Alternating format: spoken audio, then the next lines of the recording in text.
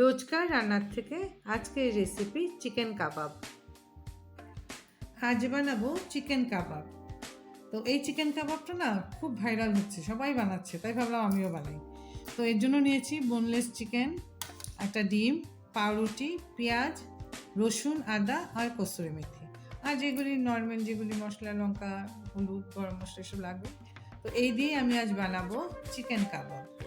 এখন আমরা কড়াইটা গরম আছে, তাতে সামান্য তেল দিয়ে দেবো, ধরো 1 চামচের মতন দিয়ে প্রত্যেকটা জিনিস আমরা ভেজে ভেজে নিব। ফার্স্ট আমরা যে পাউরুটিগুলি একটা একটা করে ভেজে নিব, একদম একদম কড়কড়া করে প্রত্যেকটা পাউরুটি এভাবে ভেজে নিতে লাগবে তেলে। তো পেঁয়াজ, রসুন, আদা, লঙ্কা, চিকেন সব এরকম ভেজে নিব। প্রত্যেকটা পাউরুটি আমি এইভাবে কড়কড়া করে ভেজে নিই, টোস্ট যেরকম হয় না শক্ত শক্ত, ওরকম ভাবে।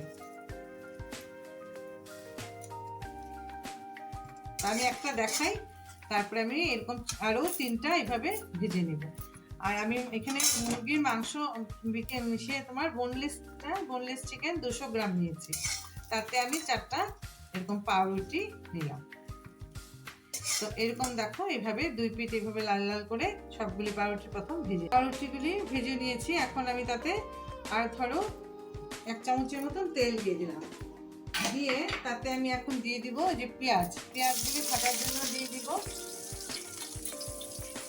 আর দিয়ে দিব রসুনগুলিও ভাজতে দিয়ে দিলাম, আর এই আদা কুচিটাও দিয়ে দিলাম। আর সঙ্গে আমি যে চিকেনটা নিয়েছি চিকেনটাও ভাজতে দিয়ে দিলাম। এগুলি সবই একটু বেশি তেলে ভাজা হবে, কম আগুনে না, কিন্তু হাই ফ্লেমেই ভাজাটা লাল লাল করে হতে হবে। আর আন্দাজ মতন দিয়ে দিলাম লবণ, আর দিয়ে দেব আন্দাজ মতন হলুদ, আর ঝালের জন্য যে যেমন ঝাল খায় সেই হিসাবে লঙ্কা, আর দিয়ে দেবো সামান্য শাহি গরম মশলা দিয়ে আমি এটাকে একদম লাল লাল করে ভেজে নিই। এই যে আমার মাংস, পেঁয়াজ, রসুন, আদা এইভাবে সব আমি কড়া করে ভেজে নিয়েছি। এখন আমি তাতে সামান্য কসুরি মেথি দিয়ে দিব। যে কসুরি মেথি দিয়ে এটাকে গ্যাসটা আমি অফ করে দিলাম, কারণ হয়ে গেছে এটা। এখন আমি ঠান্ডা করে ব্লেন্ডারে দিয়ে আমি পেস্ট করে নেব। এই পাউরুটিগুলো একসাথে দিয়ে রাখলাম, সব আমি একসাথে ব্লেন্ডারে পেস্ট করে নিই। এই যে ব্লেন্ডারে যখন আমি এটা পেস্ট করেছি, এটা এরকম হয়েছে। পাউরুটি আর চিকেন আর মশলা টশলা দিয়ে একসাথে আমি ব্লেন্ড করে নিয়েছি। তাতে আমি এখন একটা ডিম ভেঙে দিয়ে দেবো।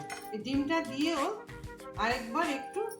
আরেকটু ব্লেন্ড করে নিই, মানে আরেকটু ঘুরিয়ে নিই মিক্সচার গ্রাইন্ডারে, তবেই হবে।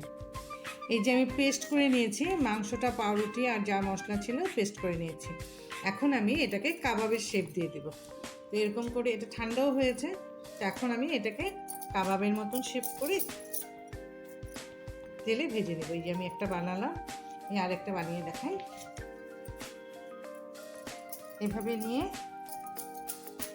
এভাবে কাবাবের মতন আমরা শেপ দিয়ে দেবো, তারপর আমরা এটাকে তেলে ভেজে নিই, খেতেও ভালো লাগবে।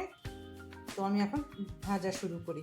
তেলটা গরম হয়ে গেছে, আমি এখানে আধা কাপের মতন সাদা তেল দিয়েছি কড়াইতে। তা এখন আমি এই যে কাবাবগুলি যে তৈরি করেছি, কাবাবগুলি আমি একদম মিডিয়াম টু লো ফ্লেমে আস্তে আস্তে করে ভেজে নেব। আর বানাতেও সহজ আর খেতেও ভালো লাগে।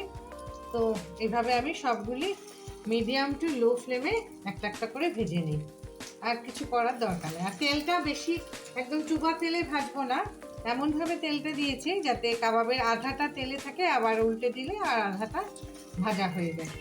তো এইভাবে আমি এখন প্রত্যেকটা কাবাব ভালো করে ভেজে নিই।